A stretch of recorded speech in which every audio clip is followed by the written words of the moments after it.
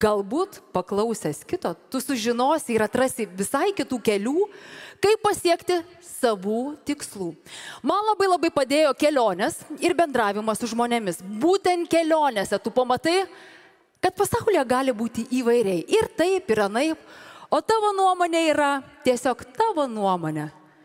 Žmogaus nemačiusio pasaulio, labai limituoto žmogaus.